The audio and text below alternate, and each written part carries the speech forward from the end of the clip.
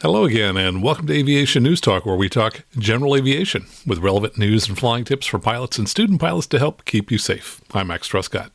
Today we'll be answering a listener question. Patreon supporter Andrew Sinclair suggested a show topic, which was, can I fly through that cloud? He said as an instrument pilot, he felt that he got very little training on cloud types and which ones are safe to fly through. So to answer his question, Dr. Scott Dennstaedt will join us today to talk about different cloud types and turbulence. Last week in episode 217, we talked about the accident chain that led to the crash of an F-22 Raptor fighter. I also played audio from a seat rail incident that occurred during takeoff in a Cirrus SR20 in which I was teaching, and we talked with Jason Blair about the light gun test that colorblind pilots can take to restore their night privileges. So if you didn't hear that episode, you may want to check it out. Now, this is a listener-supported show, and for the past week, our Patreon supporters at the $20 and up level have already been viewing a special video version of this show, which I'll tell you about after the news. So if you're getting value from this show, why not get even more value by signing up to become a member and support the show? To sign up, just go out on the web to aviationnewstalk.com/awesome, and when you do, I'll read your name on the show. This week in the news, a 747 was damaged this weekend in Chicago after plowing through cargo pallets. A new flight training program uses virtual reality to cut time to solo by 30%, and a would-be helicopter thief in Australia chose a rather unusual getaway vehicle. All this and more, and the news starts now.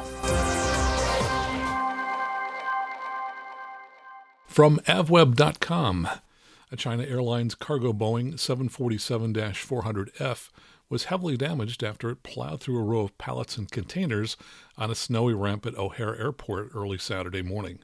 According to 1 Mile at a Time, the 18-year-old freighter arrived from Anchorage just before 6 a.m. and was taxiing to its offloading stand when the mishap occurred.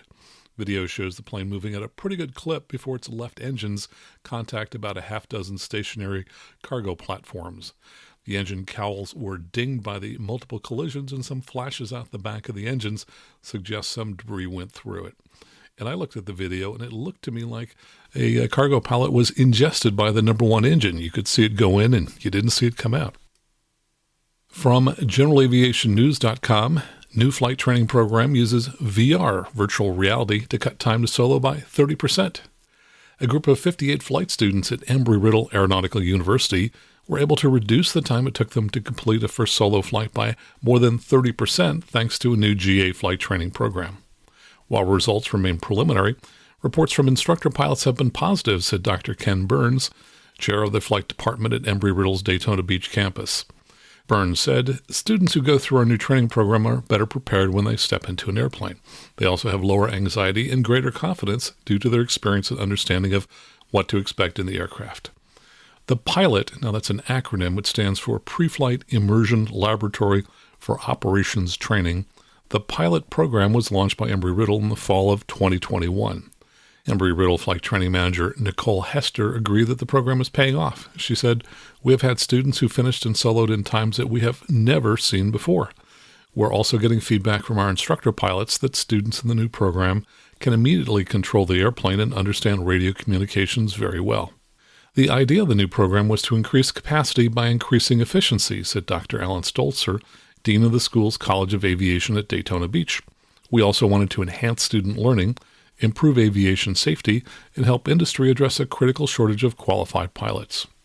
In the program, flight students spend their first 4 weeks developing pre-flight checklist and flight procedures in virtual reality environments developed by Embry-Riddle and industry partners.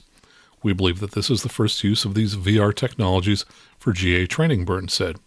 The VR software helps students leverage what they learned during simulator and oral activities by focusing on a 3-step learning process. Read, watch, and do, university officials noted. Quote, "We can make about 50 things go wrong with the aircraft as the student completes the virtual pre-flight inspection," said Robert L. Thomas, assistant professor of aeronautical science. "That is an extremely useful learning experience because in the real world, our aircraft are serviced with a goal to prevent any problems." Embry-Riddle's pilot program also features a virtual ATC Lab. Their students ride along with a 360-degree video of a flight with a virtual instructor. The instructor introduces students to a variety of flight scenarios in complex environments such as a busy arrival to Daytona Beach International Airport. Throughout the video flight, the instructor explains what's being said over the radio and how that corresponds to actions the students must take. After 4 weeks of virtual training, Burns said, students go to the airplane and fly every day, whereas traditionally they wouldn't fly that often. We've given them all the information they need, all the tools and practice to start applying new skills in an actual airplane environment before they ever get there. From WLTX.com, substantial damage found in plane's engine that crashed in South Carolina. The pilot of a plane that crashed into Lake Murray earlier this month reported a problem with oil pressure shortly before the aircraft went down. The NTSB released a preliminary accident report about an SR-22 parachute deployment that took place on January 13th. After the crash, the plane was examined by the FAA and NTSB. In the preliminary report, the pilot of the small aircraft stated that the plane had undergone a pre-flight inspection where nothing out of the ordinary was brought to his attention. The pilot then checked the oil quantity and proceeded to add 1 quart of oil to the aircraft before taking flight. The plane was about 20 minutes into its flight from Greenville Downtown Airport to Charleston International Airport when the pilot reported seeing a red oil annunciator light come on, followed by oil pressure gauge falling to 0 pressure, according to the report. At that point, the plane was at an altitude of about 5,500 feet. The report says the pilot reduced the plane's throttle to slow down the engine after he realized that the engine tachometer was near the red line and that the engine sounded like it was overspeeding. According to the NTSB, the pilot told officials that he reported the emergency to ATC and then started looking for a place to land. When he was over the middle of Lake Murray, he deployed the plane's parachute once he was at 2,000 feet in the air and closer to the shoreline. Once the wind started to push the aircraft away further into the lake, the pilot and passenger were able to jump from the airplane's wing and swim to the shoreline. An FAA inspector revealed substantial damage to the fuselage and left elevator in a post-accident examination of the airplane. They were also able to find that the engine had a hole in the top of the case near the number 6 cylinder. And finally, from AustralianAviation.com, man attempts to steal helicopter at Mackay, escapes on tractor. Police are investigating after a man allegedly attempted to steal a helicopter from a hangar at Mackay Airport in Queensland, Australia, late last week. Video footage later captured the alleged thief trying to flee the scene atop a red tractor. Queensland police revealed that the man forcibly entered the hangar at around 5:50 a.m. on Friday morning.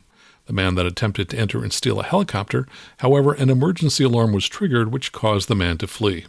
He jumped on a red tractor in order to make a swift getaway, driving it across the tarmac for several minutes and attempting to ram the tractor through a nearby gate unsuccessfully.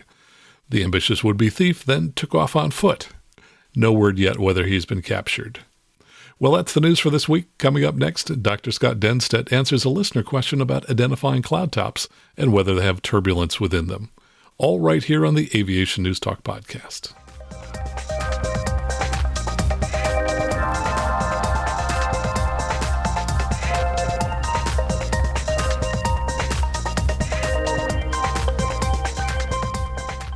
And just a quick update, I'll be on a 4-day trip this week, Sunday through Wednesday, instructing a new Cirrus Vision Jet owner in his aircraft before he goes off to his 2 weeks of type training next week. So if you see a black Vision Jet flying around Southern California and Arizona, come on over and say hello.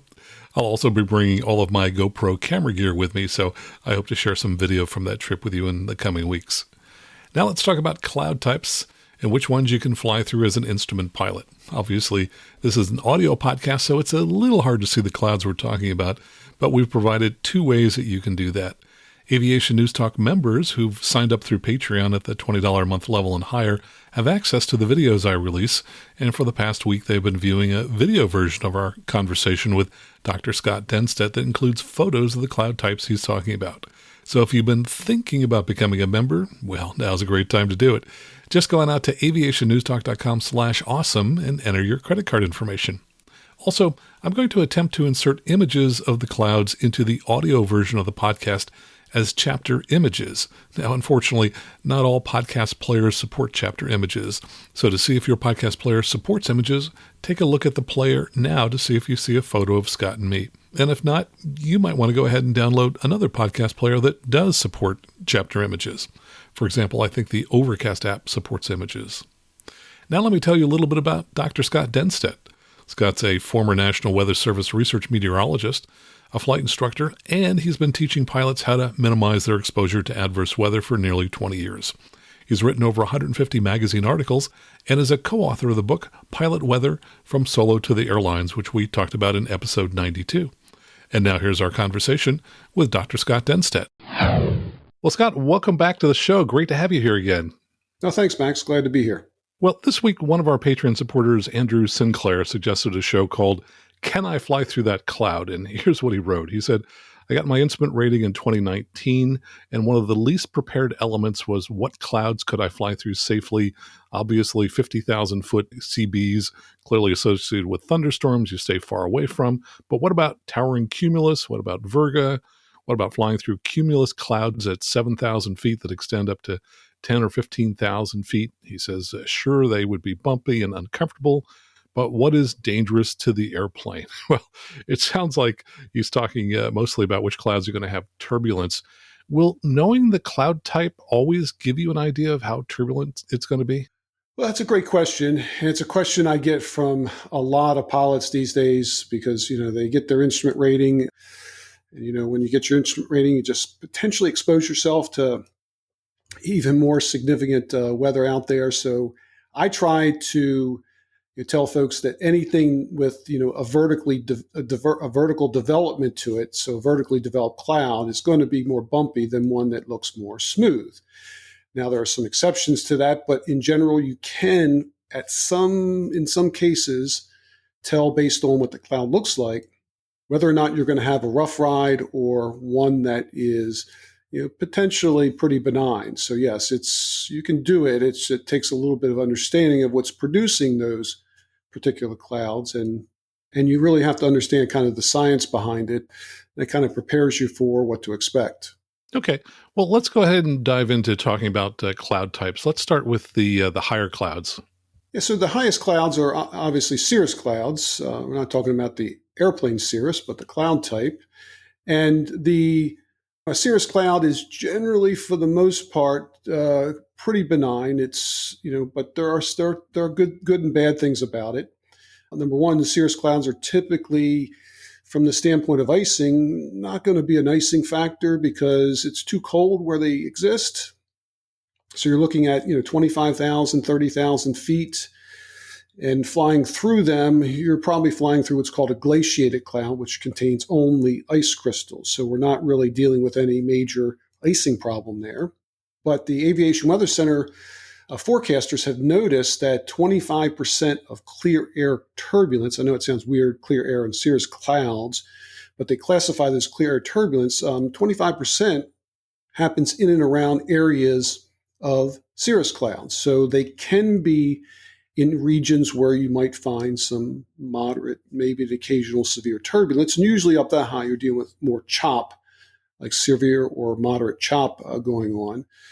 But they can also be kind of useful that when you get a good high cirrus deck, it tends to block the sun out. So, we know that the sun drives a lot of the energy in the atmosphere. And when you block that sun out, it tends to get really smooth. I remember a flight I was taking, not too long ago, and we were getting bounced around at, let's say 3,000 or 4,000 feet near the ground and just doing some training flight. And I noticed that we were flying towards an area where I noticed the cirrus deck coming up. And as soon as we kind of got under that cirrus deck, the air smoothed out quite a bit at our altitude. So from that standpoint, cirrus clouds can actually be pretty helpful. What about contrails? If we look at them, which are up kind of in the same range as cirrus clouds, what could they tell us? Yeah, contrails are kind of interesting too because in most cases, contrails that last a long time, and we have to kind of understand the reason why they last or don't last. When they last a long time, generally speaking, you won't have much in the way of significant turbulence at the level that that particular aircraft was flying. But if they tend to dissipate pretty rapidly, and that usually indicates there's a lot of mixing in the atmosphere up at that level, and you might find some light to moderate, maybe even severe chop in that area. So if you're flying your jet and you notice a bunch of contrails, you might want to pick a different altitude. Now, I'm not saying that happens with every contrail in the atmosphere, but we found that from that standpoint that you can maybe even gauge a little bit about what turbulence has happened by how quickly they dissipate. Now, I've also heard that cirrus clouds give us advance warning of weather that might be a day or two out. Tell us about that. Yeah, so we know that weather, let's say, moves in from west to east, which is typically in the northern hemisphere what we see. And let's say you're in the Midwest and the weather system's moving in. Typically, the high clouds kind of show up first. And as that frontal system builds in and moves closer to you, you're going to see the clouds build down closer to the surface and maybe even produce some low IFR conditions right at the location of the front. And this is something that's been around for many, many years, and sailors use this concept as well. So it gives you a good indication for how far that weather system is off. Now, again, it just depends on the weather system, how fast it's moving. But in general, we start to see the higher clouds kind of move in first and then build down to the lower clouds as the weather system gets closer. Okay. Let's move on down to the lower clouds. Now, we have tons of these along the west coast near the ocean. Talk about stratus clouds. Yeah, so in many situations, you're going to have a lot of low stratus along the marine layer out west. We tend to also see it sometimes here in the east. They generally also occur in and around areas of warm fronts where you can get lower stratus decks appear. And even during an area of high pressure with radiation fog, you can get some pretty good stratus clouds forming. And you might find the valleys tend to fill in pretty good because that's where the cold, dense air tends to funnel down into. And you can get some good valley fog as well. I've got some kind of great pictures of those kind of clouds flying over them. And even on a satellite image, on a visible satellite image, you'll be able to see that fog that kind of fills in the valley. And even bodies of water, like rivers and such, you can have fog associated with that. So if your airport is next to a fairly big river or even a smaller creek, just depending on the actual situation in terms of how much radiational cooling has occurred and how warm the water is or cool the water is, you might get some lake effect or river effect or even any kind of body of water that's nearby that can affect whether or not maybe the end of the runway might be fogged in while the other end won't. So it can be rather challenging on some days. And certainly the sun has a lot to do with this. Usually by the late morning, early afternoon, you get some heating of the day that kicks in, and sometimes that tends to, the term is burn off the fog, but I like to use the term mix out because what that sun does is it beats through until it gets to the earth. You get a little atmospheric mixing right in that fog layer or that stratus layer, and it tends to kind of mix it out, and you start to get some more broken skies or even scattered, and eventually sometimes it just dissipates altogether. So talk about kind of how dark these clouds might be. If we're looking at the bases of our stratus clouds, does that tell us anything about the clouds if the bottoms are darker? Yeah, it sure does. When you think about a cloud, it's got certain depth to it. And weather systems also have multiple layers to them as well. So you have to be careful about that when you're dealing with like a weather system is like a nimbostratus kind of cloud deck, and you've got several different layers in there. Anytime you get a lot of layers or you get a depth of a cloud that's pretty significant in terms of its overall base to the top, that tends to block out a lot of the sun. And you have to be careful about this because sometimes during the early morning hours or later in the afternoon where the sun angle is great, this probably doesn't work out. But if it's, let's say 10, 11, 12, 1 o'clock, 2 o'clock, in the afternoon, and you look at the base of the cloud and it really looks dark, there's a lot of condensate, which means either ice crystals or in most cases it's liquid water, and that tends to block out a lot of the sun. So the darker the base of the cloud, the more likely you're seeing a situation where you have more depth to that particular cloud. And in case of, let's say, of a thin stratus deck in the middle of the day for whatever reason, and it kind of very bright at the bottom of that particular cloud deck, and most likely you'll probably climb through it in 2,000 or 3,000 or 4,000 feet. So it kind of gives you that feeling that you're not going to be in the clouds for too long. So I'm really most familiar with the clouds that we get along the west coast here, often the stratus clouds, which come in here a high percentage of the time. They have a base of around 1,000 feet, and they may be 1, 2, maybe 3,000 feet thick, but rarely that thick. But I guess you get them also in higher layers. Talk about the different layers where you might find stratus clouds. And going back to Andrew's question, what can he expect in turbulence in different layers of stratus clouds? Yeah, so for the most part, well, we consider stratus kind of more as a ground hugging kind of a cloud. It's near the surface of the Earth. And then as you go up, you may have different other types of cloud types. You may have Altocumulus clouds. You can have thinner clouds, like for instance, there's a specific cloud type called Altocumulus Castellanus clouds, and those tend to look a lot like a cumuliform cloud. They may not be very deep. They tend to be up there at the 10,000, 15,000 foot above the ground. And they're great indicators for the potential for, especially if you see these in the morning, they're great indicators for the potential for convection. The idea is anytime you see a vertically developed cloud, you have some instability. Even if it's not really all that deep, it's got some vertical development to it. It tells you that there's instability. And so what happens in the morning when you see that, and then at that point in time, by the afternoon, you get to heating of the day that's occurring. What can happen is you end up kind of building that heating of the day near the surface, connecting that up with the instability aloft. And that's when you can also get the possibility of deep convection or even thunderstorms there. So just depending on the weather situation, what's going on, we see multiple different cloud layers some days. And usually that's also relative to the weather system itself. Like I was saying earlier, nimbostratus clouds tend to be pretty deep overall, and in many situations, they will be highly layered. So if you're flying along and climb through that initial base part of that cloud, you may find you're in clear air, meaning you got clouds above you and below you, and it may be raining or snowing, as the case may be, in between that, but you're in the clear air in that particular case. And that's pretty common for the more deeper weather systems that are not truly convective, meaning producing any kind of significant thunderstorms. Okay, let's talk about the medium range height clouds. Start off with the cumulus clouds. So cumulus clouds are probably one of the most common clouds that you'll see out there, and certainly they indicate instability in the atmosphere. We know that Mother Nature abhors extremes. So when the sun comes up and beats down on the surface of the Earth, that produces an imbalance. And Mother Nature does not like an imbalance in the atmosphere. And to correct that imbalance, Mother Nature convects that heat away. Obviously, the ground doesn't heat up to 200 or 300 degrees Celsius.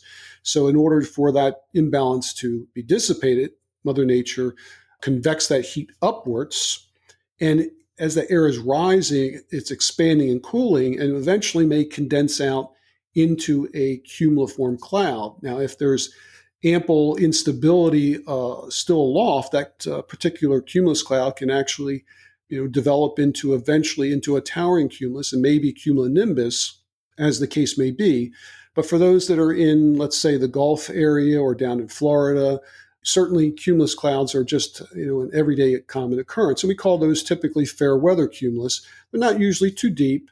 And for the most part, they tend to all have kind of the same tops in terms of their height. But they can be, they're typically dealing with scattered to broken. They're very rarely overcast. But in those kind of scenarios, they'll be there. They can produce, in some cases, maybe a little bit of light precipitation, especially in more of the tropical regions. But in most cases, they're non-precipitating clouds until they get much deeper. And again, they can occur anywhere in the country for the most part, but we definitely see them more in let's say, the spring, fall, and certainly all through the summer. Well, it sounds like this is where Andrew is going to find a lot of his turbulence, I would guess. You had mentioned somewhere something I'd read about sometimes you have hard edges on cumulus clouds. What do you mean by that? The actual cumulus cloud itself is generated through rising air. It's expanding and rising and condensing out. And if you were to look out on a particular, let's say clear weather day where there's not any major weather and you see a cumuliform cloud, what you'll see is pretty much a very hard edge to those clouds. You can pick out the blue sky and the cloud pretty easily. If you're really up close and flying around a cumulus cloud, it's not that hard of an edge, but from the distance, they tend to have those very hard-looking edges from that standpoint. Whereas some other cloud types like stratus clouds, for instance, may not be as hard edges like that, especially in the distance. You may look a little bit fuzzy. And in that particular situation, you're probably not dealing with a vertically developed cloud. You're dealing more of a stratiform cloud in those cases. But yes, those cumulus clouds are those clouds that have those very hard edges. Well, I know photographers love the Altocumulus clouds because they tend to get great sunsets from them. I've always heard them called Altocumulus. Is that really the full proper name for them? Yeah, all these cloud types have their variants to them, if you will. I don't overuse the term variant these days, but yes, they have variants to them in the sense that you can have Altocumulus lenticularis. We call those lennies or lenticular clouds. There's there's the Altocumulus. There's also the typical Altocumulus cloud that you would see out there. Kind of defines the height of that cloud, but there's also variants associated with that, and they do produce some of the best sunsets for sure, but they're produced again through some instability. The one I mentioned earlier was Altocumulus Castellanus clouds, which are really much higher in the atmosphere. And those again can be again signifying the possibility of, let's say, later afternoon convection as the heating of the day kicks in. So yeah, they're clouds that you're going to see a fair amount out there, just depending on what's happening in the atmosphere at that particular time. Okay, so it sounds like the Altocumulus have much higher bases than the typical cumulus. What are kind of the differences in the bases between the two? And can we get as many bumps in the Altocumulus clouds as we might get in the cumulus clouds? The vertically developed clouds, like the Altocumulus, or in basically just fair weather cumulus or towering cumulus, almost all of them are going to produce at least light turbulence in those clouds. The smaller the cloud, generally speaking, the less turbulence you're going to see in those. The deeper the clouds are going to eventually produce a lot more, moderate, maybe even occasional severe. And when you start getting depths up to, let's say, 15 to 20,000 feet and higher, then you're starting to put yourself into a position where you probably will experience severe turbulence for sure. And it may be short-lived. You may get some really strong bumps going into one. It may kind of settle down a little bit, and you'll get maybe some strong bumps exiting that particular cloud. And they tend to be very scattered or isolated in some cases, and therefore going through them, you're only going to be exposed to that turbulence for some shorter period of time. But we know that weather systems develop into much bigger weather systems, especially when it relates to convection. And as a result of that, you may find yourself in a vertically developed cloud like that for a lot longer than you want to be. And in that case, you're going to be finding some very significant up and down drafts as you're trying to navigate through it. So it's not necessarily every I would say that every single cumulus cloud is going to have some bumps. The deeper that cumuliform cloud, no matter what type you call it, you're going to find yourself in more serious bumps the deeper that particular cloud is. Got it. So in the case of the Altocumulus, bases might up to be around 10, 15,000 feet, which I guess suggests they might not have as much vertical development to them. Are they generally have less vertical depth to them than the regular cumulus? Yeah, I think so. I think what you're seeing is a very limited in terms of depth up there where you see some instability. In those particular cases, that's going to probably produce a more light to moderate turbulence in those clouds if you happen to go through them. But a lot of times you can just see them coming up. If you're flying IFR, ask ATC for a deviation left or right. Normally a 5 to 10 degree deviation will get you around those. But yeah, they tend to be limited in terms of their overall depth, whereas fair weather cumulus can be 5, 10, 15,000 foot deep sometimes, mostly in the 10,000 foot range. But as you get more and more into the towering cumulus phase, where they grow into really healthy cumulus clouds, those are where you want to, for the most part, avoid. Mm. So I've heard of, hopefully I'm pronouncing this right, Mamadis Clouds before. What are those and what do they signify? Yeah, they're basically Mamadis, and they come from the term mammillary glands because when you look at them and see them, they look a lot like mammillary glands. So Mamadis often occur on the edges and the kind of the sloping underside of cumulonimbus clouds, and we know what cumulonimbus means, thunderstorm. And they have been observed on both the kind of the up upside and downside of that particular thunderstorm. If you look at Mamadis Clouds, they're probably the most photographed when they're under that particular anvil in that thunderstorm, just because they're the most common to see, and especially at sunset, they can be really, really beautiful from that standpoint. But German meteorologists actually determined that they can occur underneath a lot of other clouds, including Cumulus Stratus Clouds that exist out there, Altocumulus, Altostratus, even Cirrus Clouds can actually have Mamadis Clouds occurring, hanging kind of underneath of it. It's strange to think about it that way, but the one we see the most is those under the anvil of a thunderstorm. Sounds like Andrew should stay out of those. Right. Okay. Tell us a little bit about the outflow boundaries and then shelf clouds. The primary mechanism in a thunderstorm is that updraft, and eventually that updraft, as you get more and more air moving upward, something's got to come down to replace it. So we like to think of the outflow of a thunderstorm as sort of like the exhaust of a thunderstorm, as that rain shaft kind of comes out of the thunderstorm itself, or even hail shaft, as the case may be. As it comes down out of the base of that particular thunderstorm, it hits the ground and spreads out pretty evenly on all sides, no different than taking some pancake batter and pouring it on a grill. That's kind of what you're looking at there. And the edge of that pancake, if you will, is really the edge of an outflow boundary.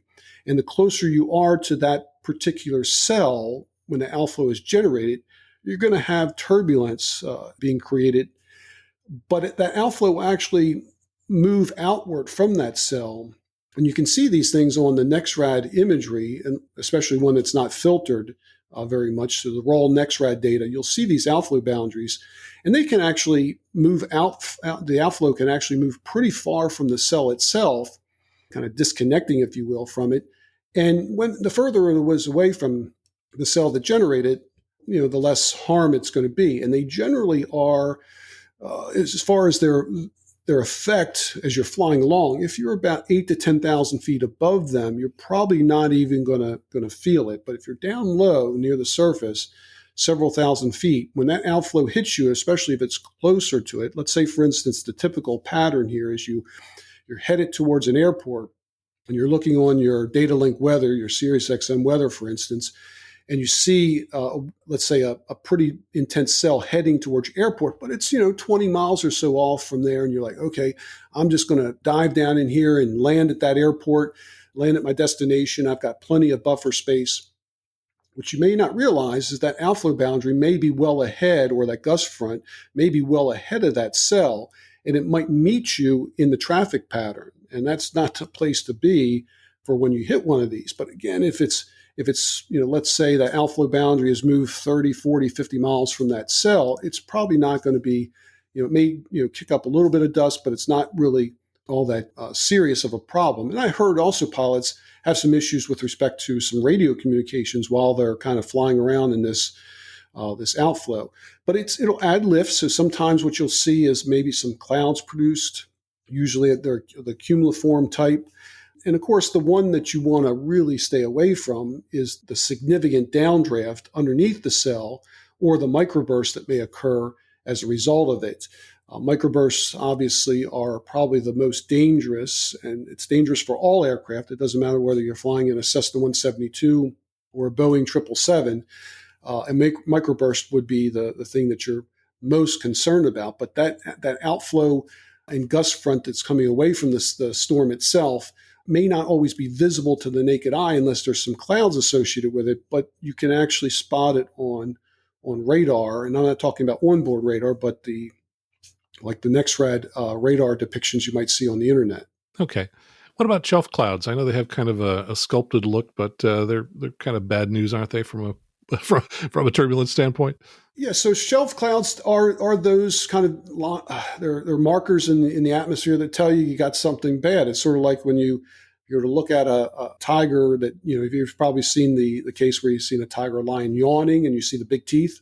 That's really what it's kind of telling you, that this stay away. This is not a particular cell you want to get near, because shelf clouds are most definitely part of some kind of thunderstorm complex of some sort. They tend to occur with pretty strong thunderstorms, maybe even severe thunderstorms most of the time. And you can often have tornadic or rotational aspects of these cells, and you may even see kind of out of the base of the thunderstorm itself in conjunction with a shelf cloud. You might even see a funnel cloud or a tornado as part of it. So I like to keep my distance. If I know that I see a thunderstorm in the distance and it's coming headed towards me, I like to really keep, the 20-mile distance that you're talking about with respect to what the FA. It's probably a little bit naive. You probably want to be further than 20 miles from that kind of a cell that's producing a shelf cloud or anything else like that. Hmm. Often when I'm moving a plane across the country with a new owner, we'll see virga, that kind of showery precipitation coming out of a cloud that evaporates before it reaches the ground. And invariably, people tell me, oh, that looks like fun. Should we go fly through that? What's your answer to that? Well, I always tell folks that if you see virga, that doesn't necessarily mean it's dangerous to fly under. Okay. Virga is basically snow or rain that is evaporating. And the reason why some virga can be problematic is that as you get evaporation, you get cooling. So evaporation is a cooling process. And if you cool air down, it gets heavier and denser and wants to continue to fall down. And that's what kind of drives, in some cases, microbursts can come in two different flavors, a dry microburst and a wet one, which is the one that basically has that rain shaft that you typically see on various videos where you'll see a microburst occur. And again, the same principle, typically you'll see a high base thunderstorm. So the accident that occurred in Dallas way back in the 80s, where I think it was L1011 that found themselves in the microburst, was due to a high base thunderstorm. It was a 10,000 foot base to it.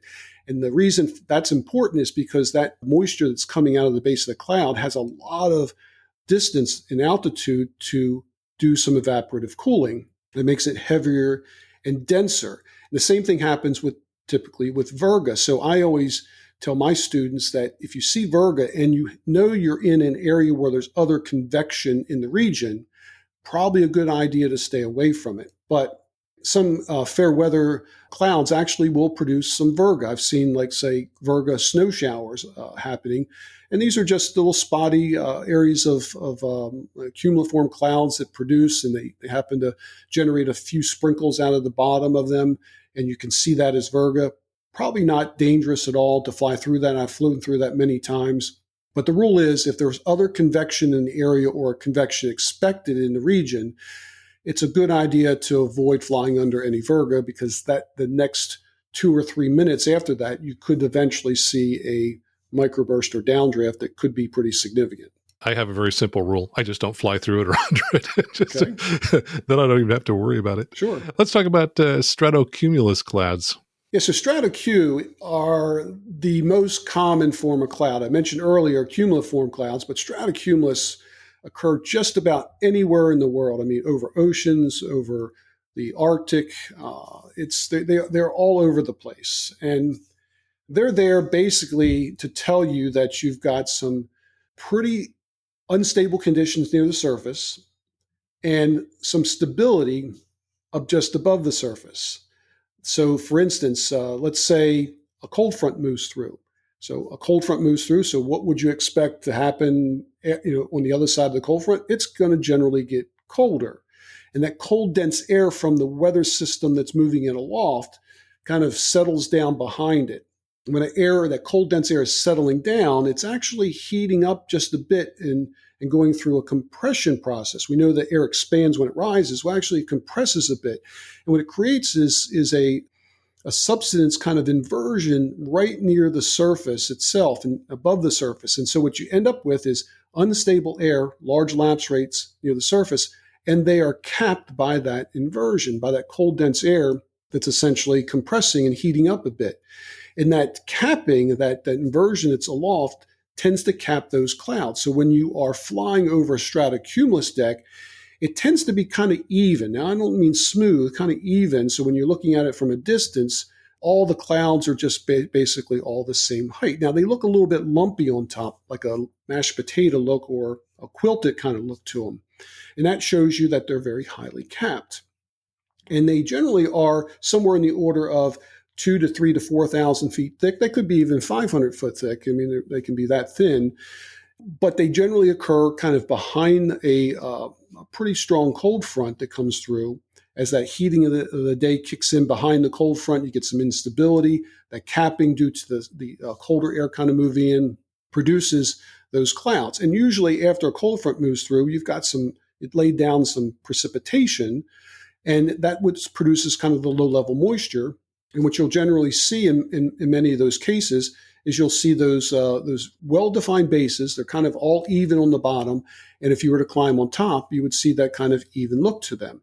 Now, they're important because they cover a really large geographic area. So think about this, is that they can cover 500 to 1,000 miles in some cases. So if you're flying VFR, you're caught on top. They tend to be almost always overcast. So you may find yourself having to go a pretty good distance to be able to find a hole to kind of dive down through. For an IFR perspective, they kind of put you in a situation where you're most likely going to be dealing with a marginal VFR ceiling, and you're probably going to have to do some kind of instrument approach. And the nasty part about them is that air traffic control, when you do that approach, is going to step you down right probably near the tops of that cloud deck. And as a result of that, I can almost guarantee if it's colder and you have some icing conditions, usually you'll have that Stratocumulus deck right around the tops of that, right around -9 or -10 Celsius and -8. And at that point in time, what you end up is typically in a really nasty icing scenario where you have to stay at that altitude for some length of time picking up ice. Now, be real careful with these, because in some cases they can produce some, they may not have large drops in them in terms of for SLD or super cold large drop icing, but they can have a lot of liquid water content. So you think about if you had a pot of boiling water and you had a lid on top, well, that capping inversion tends to trap a lot of that moisture right at the top of that lid. And as a result of that, that's where a lot of the moisture kind of collects. So what I always share with my students when we're flying, instrument students, especially during the spring and fall and summer, where icing is not a problem, as we climb through that, I tell them to watch the windscreen, because as soon as you start to see you approaching the tops of that Stratocumulus deck, you'll see these little beads of water in the last 1,000 foot of the climb collecting on your windscreen. And imagine you turn down the temperatures to icing levels, then that's essentially going to be your situation where you'll pick up airframe ice. Interesting. Reminds me of a trip that I made in a Vision Jet back to Knoxville about 2 years ago. And it was an evening, and there was a line of storms in front of us. And behind it, the ceilings were 200, 300, 400 feet for hundreds of miles. And we had to fly probably about 130 miles out of the way just to get to a place that had 900-foot ceilings. And I wanted to do that because we didn't want to go missed and then find that there was no place else to go. So you got to plan early when you've got that kind of situation, because you may have few options and they may be a long ways away. Yeah, that's right. That sounds like a familiar story to me as well. Well, here's one that we see up in the Lake Tahoe region all the time. Lenticular clouds. Talk about these. Well, lenticular clouds are more often smooth than not. I know that the training that most pilots get is they basically say, stay away from lenticular clouds. They're a sign of severe turbulence. What they are a sign of is a mountain wave.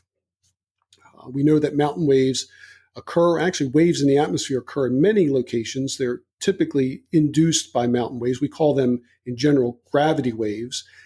Gravity waves can occur even in the eastern part of Kansas. So we get, all you have to do is get a stable layer over top of an unstable layer with air that's rising. And essentially that stable layer sends that air back down, and you can get wave activity that's not really associated with any mountains in any case. But when we see them, when we see lenticular clouds, it basically says you've probably got yourself a good lee wave, which means it's the wave that's induced by those mountains. And in some cases, they're visible to us. So in those situations, being visible to us means that you're going to be dealing with a lenticular cloud. They're lens-like, and they're typically called Altocumulus lenticularis clouds, but the people who fly in gliders and such call them lennies. And those lennies are, again, indications of mountain waves. So if you're somebody who does a lot of soaring, you're going to want to see those because they indicate there's a wave in that location if there's enough moisture to make them visible. In some cases, the mountain waves themselves can break down. And in that breaking scenario, think about a wave, ocean wave crashing onto the beach. Essentially, it goes through a breaking process. In those situations, that breaking situation produces eddies on the size of the scale of our airplane. And we know that turbulence is generated through this mixing process. And the mixing process has to occur on the scale of the size of the airplane. And that's what produces essentially the turbulence we feel in the cockpit. And a good example of that is if you were to take your SUV or your car and run it over a gravel driveway. Let's say the gravel is, let's say, an inch in diameter. Your car is going to kind of crunch, your tire's going to crunch under the gravel, but not going to really cause you to be bumped around in the car itself. Now, if you have a little remote control car, with a little mouse driving it over that same gravel driveway, it's going to bounce around quite a bit because it's feeling the smaller scale of that gravel compared to the vehicle itself. Now, let's take your car and push it out into a supermarket parking lot or a mall parking lot with those big speed humps. And if you drive your vehicle over that pretty quickly, you're going to hit and you're going to feel that bump. But imagine a little remote control car going over that speed bump. It'll feel the up and down wash of that bump, but the person driving that little car not going to really feel it from that standpoint. So the bumps have to be on the size, or the air, the eddies in the atmosphere have to be on the size of the scale of the airplane itself to produce them. So a large mountain wave, for instance, is really turbulence. If it's got, let's say, a kilometer crest to crest distance, that's really turbulence in the atmosphere because it's mixing. But because our airplanes are much smaller, all we feel is the up and down wash of that particular wave. Yes, it can be serious. You can get waves that reach the ground. In those cases, it can drive you down. So let's say if your airplane is a little bit, thrust challenged in that particular case, you might find yourself being pushed, pretty close to the mountains that are generating them. But in many situations, if you handle it properly, you can work your way out of these larger waves. But you're not feeling bumps. You're not feeling like you're being bumped around in those larger waves, and that's generally because it's not occurring on a scale the size of the airplane. But when that mountain wave breaks and becomes a problem, it generates those smaller eddies in the atmosphere, and that's what we feel is turbulence. And mountain waves have the notorious aspect of being able to generate some really large bumps in that area. And lenticular clouds may be part of that equation in terms of being the visualization. Generally speaking, if the lenticular occurs over the mountain peaks themselves, you're generally not dealing with a bumpy lenticular cloud. In fact, it can be quite smooth at times. If that cloud looks really torn or tattered, like if you were to take a cotton ball and just kind of pull the edges of the cotton ball and make it really tattered, it's probably something you should avoid. The ones you have to avoid is there's a specific gap between the lenticular cloud and the ridgeline. When there's a 50-mile, 25, 75-mile gap between where you see the lenticulars and then where you see the actual tops or peaks of that cloud or that mountain range, in that particular case, that's probably an indication that you've probably got some turbulent lee waves associated with those lenticular clouds. So that gap is what I look for on satellite images, or as I'm flying along, I try to take notice of that. So that's kind of some important aspects of lenticular clouds to consider there. Wow, thanks so much for the description on mountain wave. Initially, I used to think of it as always being associated with turbulence. It didn't understand why it wasn't always necessarily turbulent, but that was the best description I've ever heard. So now I totally understand the kind of the wavelength of the turbulence has to be somewhat relative to the size of the vehicle that you're in. So great description on that. Thank you. What about Nimbus Stratus as we move on into our list of fun clouds? Yeah, nimbostratus just basically means it's a weather system that is producing some kind of precipitation. Nimbo meaning precipitation or rain. So you're usually talking about rain or snow being produced from it. And again, those can produce some really interesting icing scenarios. So icing and precipitation are kind of interesting to talk about together, just because you have a weather system that's producing precipitation, especially even snow, doesn't mean that it's free of any kind of ice in terms of structural icing or airframe icing. And those nimbostratus, as I was saying earlier, can be highly layered. So changing altitudes by a few thousand feet sometimes, if you're picking up some pretty significant icing, you can usually get out of the main core of where you're getting icing. In fact, in most situations, the base of the nimbostratus clouds can actually have some of the worst icing in them, whereas most pilots are taught that the tops of the clouds are problematic. That's true of things like cumulus clouds and certainly stratocumulus, as we've mentioned. But nimbostratus, the liquid water content can be highest in the base of the cloud in some cases, and be the lowest at the top. So it just depends on the actual weather system that you're being presented on. But in normal situations, you'll have multiple kind of liquid water content maximum, minimum throughout that entire cloud. So picking up ice, ask air traffic control for a change of 2 or 3 or 4,000 feet to see if you can essentially get out of it.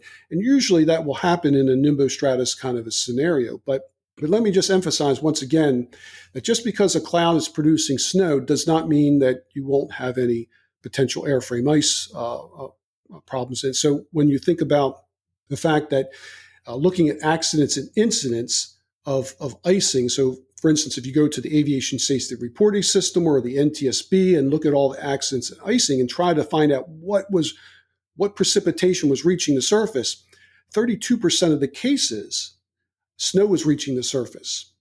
In another third of the cases, you were dealing with either a freezing precipitation event like freezing rain or freezing drizzle, and then the other third is generally no precipitation. So having precipitation falling out of the base of a cloud and icing really go hand in hand. And again, it doesn't matter whether it's snow or whether it's rain falling out of the base of the cloud. It's important to understand that those two will produce some pretty significant ice. Well, we're talking about icing. When you and I chatted previously, you mentioned that the temperatures beneath the base of the clouds can have a significant impact on how much ice you can have in the clouds. Talk about how if the temperatures are above freezing near the base, that impacts icing in the clouds. So I think in many cases, icing is really hard to diagnose and make generalizations for some of these things. I know that when you're dealing with temperatures slightly above freezing, but you're close to the freezing mark, it's a really good idea to make sure if you have icing, de-ice equipment, to have all that turned on. The closer you are to the freezing point, the more concerns you will have. In some cases, when you're looking at just the temperatures of a degree or two below freezing, that's where you start to think about almost a foreshore scenario. Now, you also can have a situation where you have temperatures right below the base of the clouds be above freezing, but still have a potential icing event, even severe icing event, near the surface. A freezing rain and freezing drizzle are an excellent example of that, especially with freezing rain. Typically, you'll have a swath of atmosphere, usually 500, maybe 1,000 foot thick, right near the surface of the Earth, that can be a degree or 2 or 3 below freezing. You go up to 1,000 feet, 1,500, 2,000 feet, the temperatures can be well above freezing. Sometimes with an inversion, you can be looking at on the order of 5 or 6 degrees Celsius above freezing in that what we call the warm nose. And then eventually it gets colder, kind of above that. So if there's any precipitation falling out of that cloud, whether it's snow or rain, it can actually fall into that really sub-freezing air near the surface and produce freezing rain. And there are situations where the entire temperature profile can be below zero and still get a freezing precipitation event, usually freezing drizzle.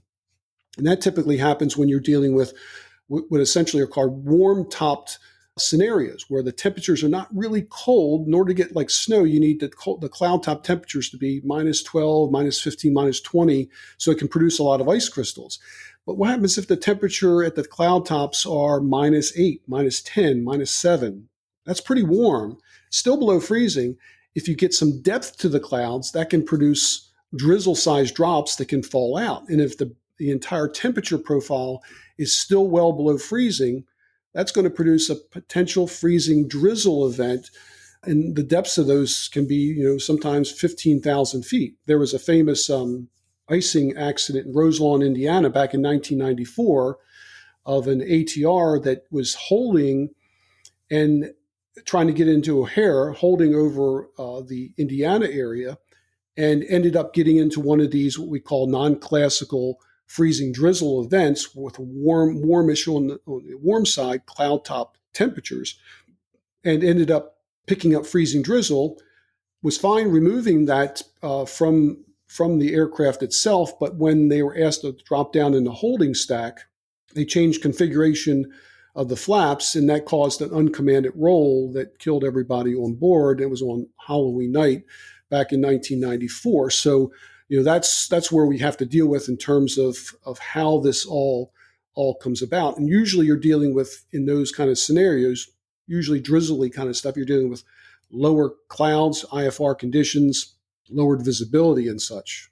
Well, let's go ahead and wrap things up with the KH wave type. This is one I'm not familiar with. Yeah, the Kelvin-Helmholtz KH waves. Basically, you're dealing with and they're pretty classical. If you look at the pictures of them, you can usually see them. They're kind of on the thinner side.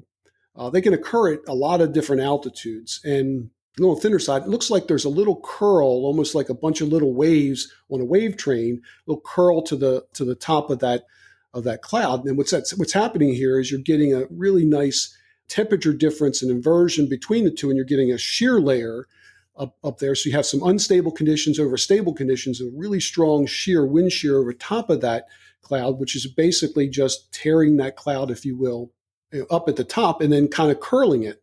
So it gives you that kind of curly look to it. And as a result of that, you get these kind of what are called KH waves associated with it. And they occur in a lot of different scenarios and are good significant indicators of turbulence at those particular altitudes where they occur. Now, you can be above or below that and be fine, but if you happen to be right at that altitude where that's occurring, you're probably going to get bumped around quite a bit. We see these a lot in mountainous areas, but they can occur essentially anywhere and even at much higher altitudes. And I've even seen some occur with stratus layers of fog, where at the top you see these little kind of curls to the tops of the clouds. Cool looking clouds, but stay the heck out of them. Yep. Hey, we had you on back in episode 92, and you talked about your book, From Solo to the Airlines. Tell us about that briefly, and where do people find a copy of that? Sure. It's my good friend Doug Morris, who is a Boeing 787 captain for Air Canada. Him and I got together to produce this book called Pilot Weather, From Solo to the Airlines. We wanted to upgrade the current book for the weather text that pilots use out there and become hopefully the gold standard for aviation weather training.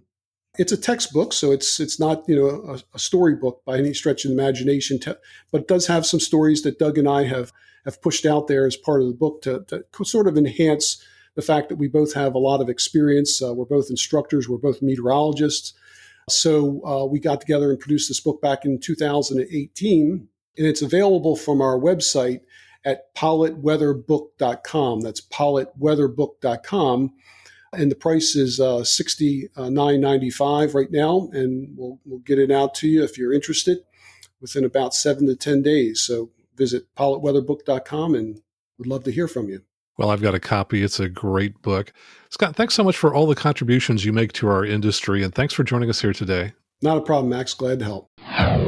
And my thanks to Dr. Scott Dennstaedt for joining us today. I'd suggest you get a copy of his book. Just go out to pilotweatherbook.com. You can also check out his weather app, which is called EZWX Brief. That's all one word, EZWX Brief app. And we talked about that back in episode 185. Scott also offers weather consulting for pilots, and you can find his contact information and the other links we just discussed in our show notes. And now let me tell you about some very special people that I talk about once a month. These people carry the lion's share of support for the show, and I'm very grateful to them. So take a listen, see if you know any of them, and if you do, tell them that you heard their name on the show. These are our mega supporters, and they donate at least $50 a month or more. And after 2 months, they receive a signed copy of one of my books. And they are Brian Deere, who lives in Texas and flies a 172. Tyson Weiss, co-founder, CEO of 4Flight, which is a popular EFB app. Dave Brochet, he's retired from the Navy, has an instrument rating, and now flies Pipers and Cessnas at the Navy Flying Club in Jacksonville, Florida. Kent Mazia, he and his wife Misty owned a 2007 Cirrus at the Alpine Air Park in Wyoming and have a passion for helping others by flying volunteer missions for Angel Flight. Matt Souza, private pilot flying a 172 out of Chicago Executive. Victor Vogel lives in Central PA and flies a Cirrus. Tim Delaney, he's a wealth manager in Eagle, Idaho and flies a Turbo SR20. Stephen Elop flies a Turbo 182 and Citation CJ3+. He's the CEO of Digital.ai, a company focused on enterprise agile software development tools. Mike Williams, president of TCB Composites. They make composite spinners and bulkheads for GA aircraft. He flies a 172. Seth Lake, he's a DPE, gives check rides, and specializes in teaching the multi-engine rating in beach travel airs. So if you're interested in getting your multi, head on down to Arkansas, check out his website at vsl.aero. Rick Miller, he instructs in the Cincinnati area, both out of the Lunken Flight Training Center and with private owners of Piper, Cessnas, Beechcraft, and Cicadas. Justin Winter, who brokers real estate on Lake Kiwi in South Carolina and flies an SR-22. Carl and Ann Rossi of Maine Cooncat Aviation, they fly 2 Cessna T240s and a Piper M350. Johnny McDade, who's a singer, songwriter, musician, and record producer. Jim Goldfuss, who's now a CFI, teaches at the Republic Airport on Long Island in New York. You can reach him through his Facebook page at Ground.9. Jim Hopp, he's a CFI and teaches at Advantage Aviation at the Palo Alto Airport. Joseph Sheehan flew in the Navy for 8 years and now has a few hundred hours in his new Vision Jet. Josiah Freeman, working on his instrument rating. Dylan Caldwell, he's an AME at Naples Municipal Airport in Florida, so if you need a basic med, first, second, or third-class physical, you can contact him at aviatorsclinic.com, and he also tows gliders in his spare time. William Birch, he donates to the show in the memory of his son, Lieutenant J.G. Wallace Birch, who was a naval aviator. Don Hakala with Professional Instrument Courses. They conduct 10-day instrument courses, IFR finish-up, and IFR refresher courses at iflyifr.com. Don Dillman is a professional pilot who runs an airline flight department. He's also a CFI and a Cirrus CSIP instructor. Rick Mattis flies a Cessna 210 out of Fort Worth Meacham. John Tosto, he's an attorney from Flint, Michigan, and a member of the Greater Flint Pilots Association and co-owns a Cherokee 6. He finished his instrument rating. Vic Bajaj, who flies here in the Bay Area with me. Mark Holzbach lives in southern PA and is a longtime aviation enthusiast who wants to get his private when he retires. He currently runs BottaandSteel.com, which makes industrial fasteners. Tim Crawford flies a DA-40 out of Crosswinds Aviation at the Oakland County Airport north of Detroit. He runs a company called BrainSpring that helps kids with dyslexia. James Kerr, he recently bought an SR-22. His company makes security screens for protecting your home, and you can find out more at BossSecurityScreens.com. Ed Kelly flies a Saratoga out of Mount Pleasant, South Carolina, and his 2-year-old son Bennett is the best co-pilot he could have. Jeff Brausch. Michael Ron, he runs a small wealth management firm in The Woodlands, Texas, and you can find him at The Sum, that's S-U-M, thesumplanning.com. Todd Cussell lives in Arizona and flies an SR-22T. Chris Carnahan, president of Boone Valley Forest Products, and he flies a V-tail Bonanza out of Spirit Airport in St. Louis. Marlon Dutra works in tech in the Bay Area and flies an SR-20 G6. Richard Clark, he's building a Vans RV-14A and hopes to have a first flight soon. Sean Couch. Greg Campbell, he's a high-tech entrepreneur from Canada, flying a DA-40NG and working on his instrument rating. John Sendak, he's a hospital executive in the New York metro area, flies an SR-22 G6 at the Republic Airport on Long Island. Troy Bainbridge, he's a CFI who teaches out of the Weed and Redding airports in Northern California. He also specializes in paragliders, has an advanced P4 rating and T3 tandem instructor rating. Bob Brackhall passed his private instrument last year and is about to start his commercial. Victor Cabrales recently passed his private and flies a 172 out of Kissimmee, Florida. Rob Thomas lives near Atlanta and flies a Cessna 182 with a Texas Skyways conversion. Ed Perry. Eric Stovall lives in Fishers, Indiana, and flies a Cirrus. And Jim Winter, who flies a Cirrus SR20. And my thanks to everyone who supports the show, whether it's by leaving us a rating in your favorite podcast app player, sending us your emails and questions, or financial support through aviationnewstalk.com/awesome or aviationnewstalk.com/PayPal. So until next time, fly safely, have fun, and keep the blue side up.